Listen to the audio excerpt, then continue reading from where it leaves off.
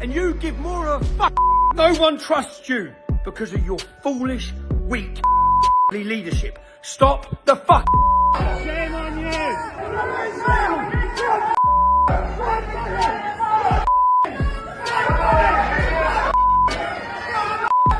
on you. Shame on you.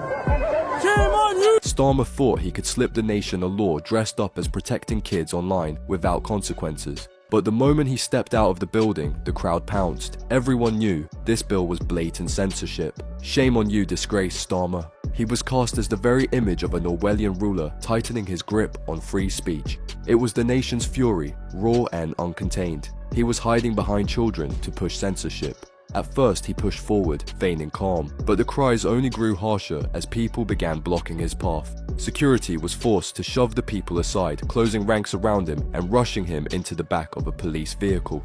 Shame! Shame! Shame! Criminal! The crowd's fury erupted so fiercely that police had to shove Keir Starmer into a car under flashing blue lights.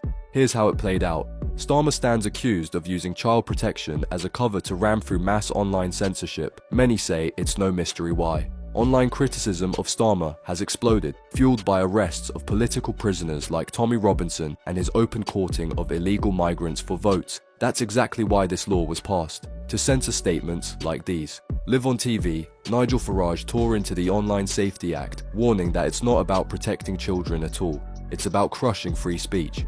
Good evening. Well, the Online Safety Act came into force just 4 days ago. And a very stupid thing to say, given that his own party leader, the Prime Minister, Keir Starmer, of course, faced a barrage of criticism. The first is, we're told it's to protect children, because there are things out there called VPNs. Yes, there are ways that you can get around all of this, ways that you can hide your IP address, and they'll cost you £2.50 a month or something like that. Interestingly, since the 25th of July, there was one particular VPN site who'd seen a 2,000% increase in the number of people subscribing to it. Of course, we want to protect children from extreme content, but if they go to get their stuff through VPNs, they'll then be able to access the dark web and stuff that is even more horrendous than what is generally available online. So maybe this is just a sledgehammer to miss the nut.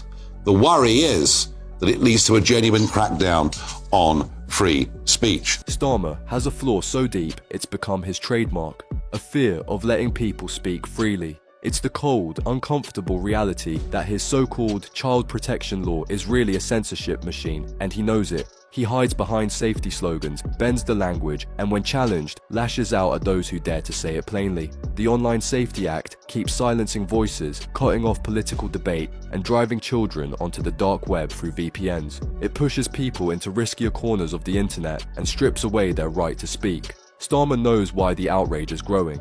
To admit the law is broken would mean facing a political disaster, so instead, he hides behind polished phrases, insisting it's all about safety when everyone can see it's about control. But the mask slipped again.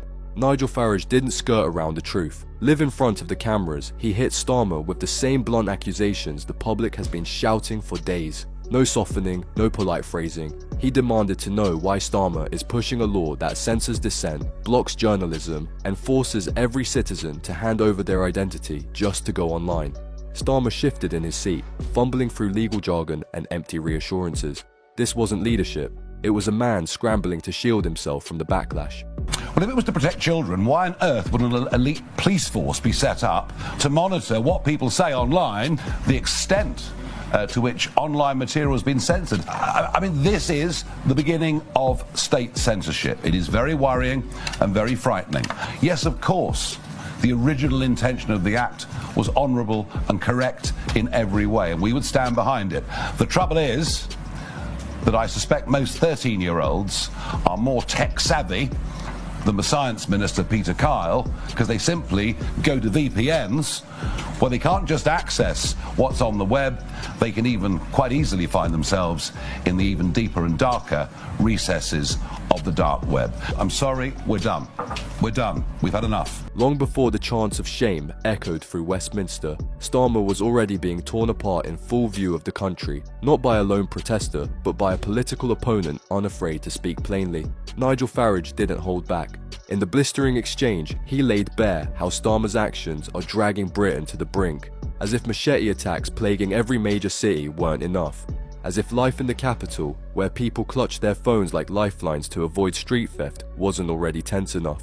Now, his so-called safety law is strangling free speech, pushing the country toward an Orwellian nightmare where certain groups, and especially their crimes, can't be discussed in a negative light. And thanks to this law, 13-year-olds are discovering the dark web. Before, children could escape the horrors of Britain's roughest neighbourhoods by going online. Now, those horrors have followed them there. Farage tried to make MPs see the danger of this law, but who among them will listen? There's been a steady smear campaign aimed at undermining the leader of Reform UK, because Starmer clearly fears a man who speaks openly about the Labour Party's failures. Did you notice it?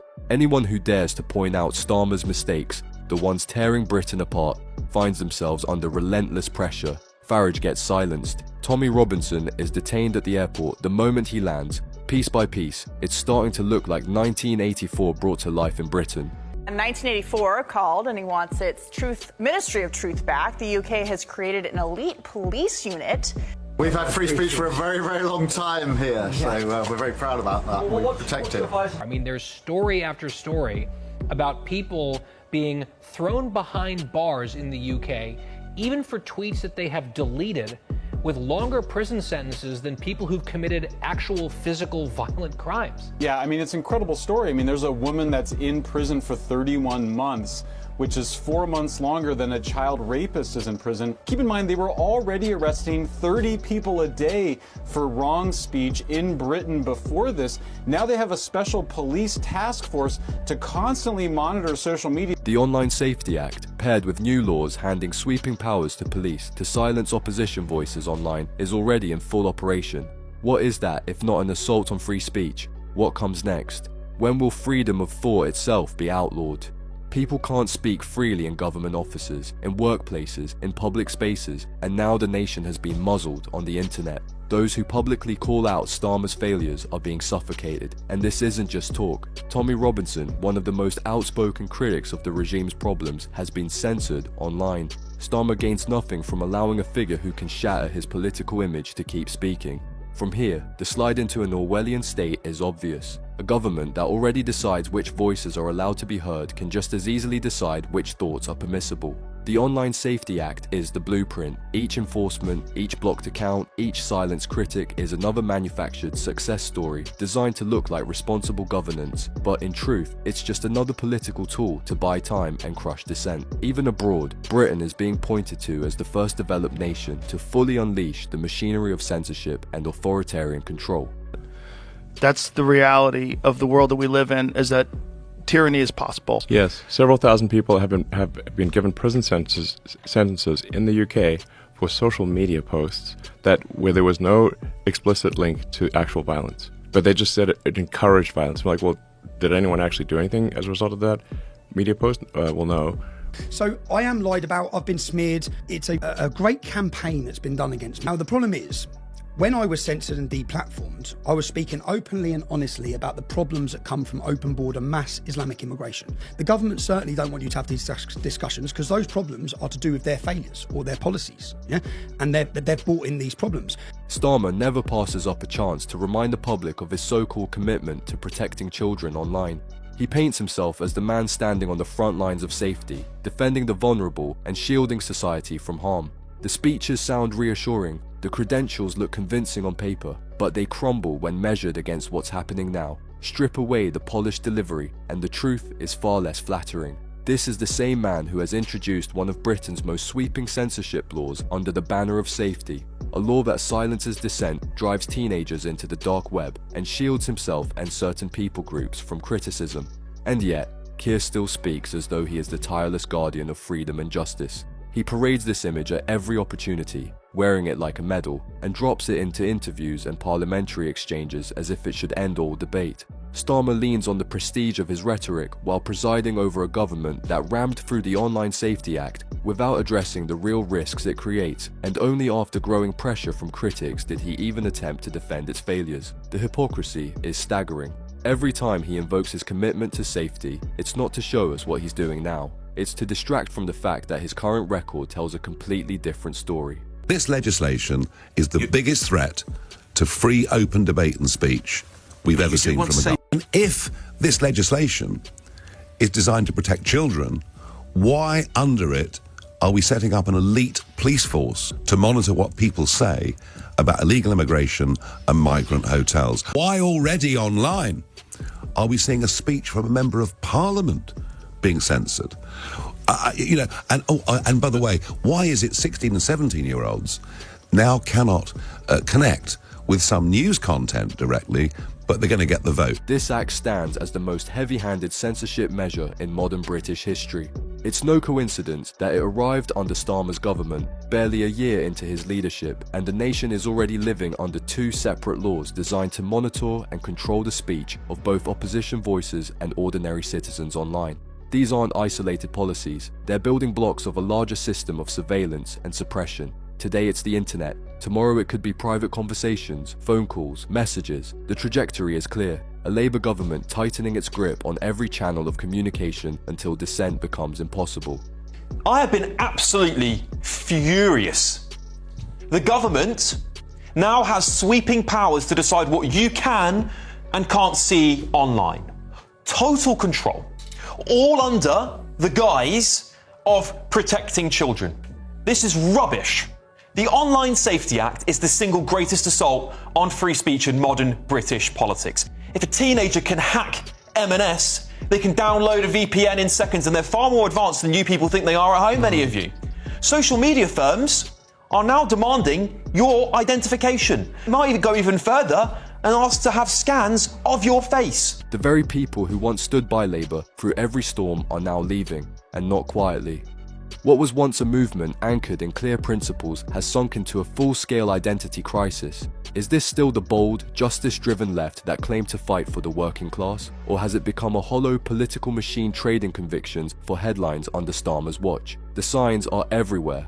On the streets, disorder grows. Knife crime, theft, and unrest are now part of daily life in Britain's cities.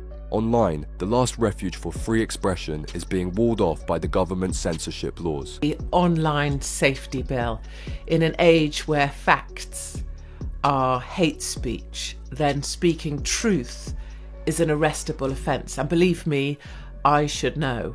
Point one is that whatever the government calls something, it's usually a misnomer. The Online Safety Bill, to make you think that the world will become safer, that's usually just a badging in order to sell something that isn't quite as kind or well-meaning. For this bill, the Online Safety Bill, what I actually read is the ultimate policing of speech at every level, at every conversation, in the privacy of your own home, is and will be policed and can be used against you.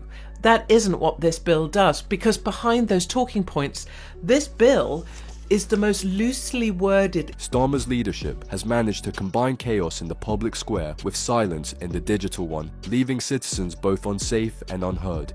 Each month that passes, more people see it for what it is. A government losing control of the streets while tightening control over the conversation. And the question hangs heavy. How much further will this go before the Britain we know is gone?